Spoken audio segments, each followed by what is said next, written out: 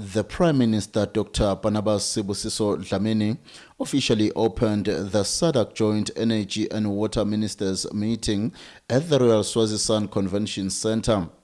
The Prime Minister said the high-level ministerial workshop and investment forum, which will be held on Wednesday and Thursday respectively, will focus on the theme for mobilizing resources for sustainable energy infrastructure in the SADC region, which he said was presented by His Majesty King Mswati III when he took over the SADC chair in August last year, and it recognizes three key and mutually dependent pillars, being sustainable energy infrastructure, resource mobilization, and inclusive SADC industrialization. The Premier says in the extraordinary summit in March this year, ministers were motivated and mandated to convene a high-level ministerial workshop and regional investment conference on regional energy projects.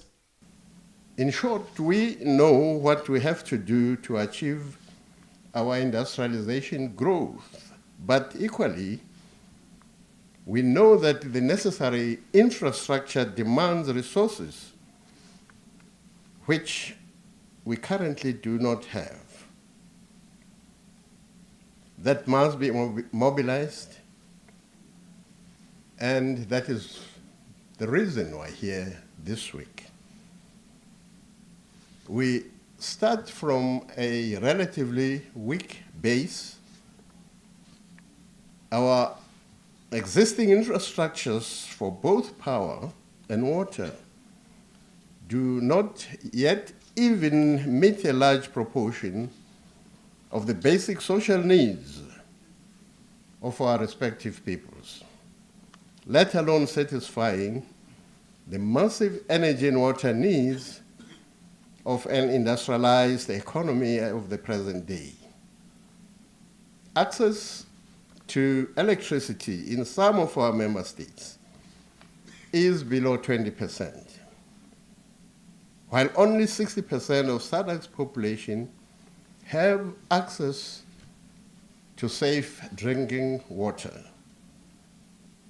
I believe we can all agree that in the first instance, we would need to obtain for all our citizens access to secure, reliable, affordable, and sustainable energy and water resources.